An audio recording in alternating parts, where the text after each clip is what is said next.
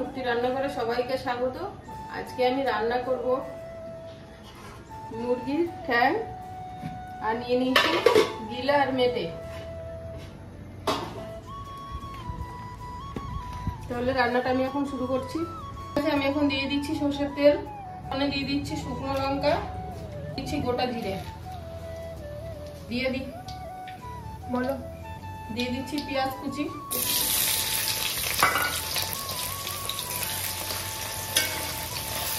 পেঁয়াজটা ভাজা হয়ে গেছে।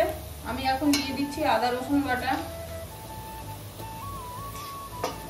আমি একটা মশলা পেস্ট করে নিয়েছি, এর মধ্যে আমি দিয়েছি লঙ্কা, ধনে আর জিরে, সেটা আমি দিয়ে দিচ্ছি।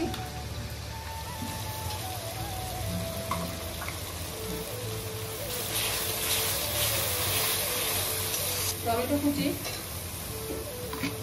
হলুদ, মশলাটাকে আমি ভালো করে কষিয়ে নেব।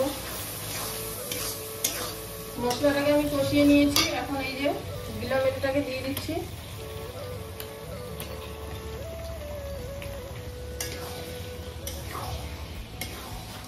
এখন আমি এগুলোকে দিয়ে দিচ্ছি।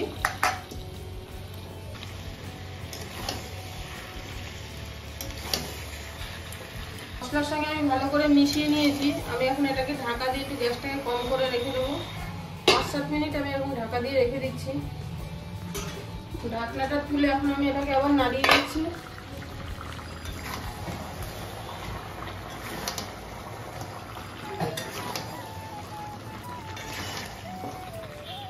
মশলাটাকে আমি ভালোভাবে কষিয়ে নিয়েছি।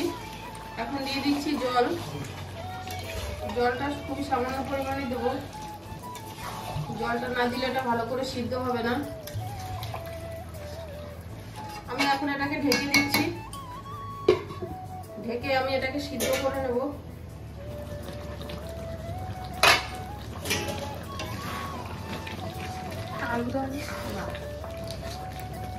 এটাকে আমি ভালো করে সিদ্ধ করে নিয়েছি। আমি এখন দিয়ে দিচ্ছি গরম মশলার গুঁড়ো।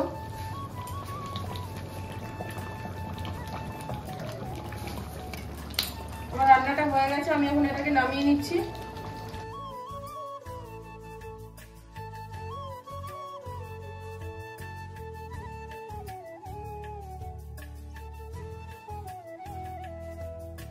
আমার রেসিপিটা যদি ভালো লাগে তাহলে সাবস্ক্রাইব করবেন আর কমেন্ট করতে ভুলবেন না। তাহলে দেখা হচ্ছে পরের রেসিপিতে।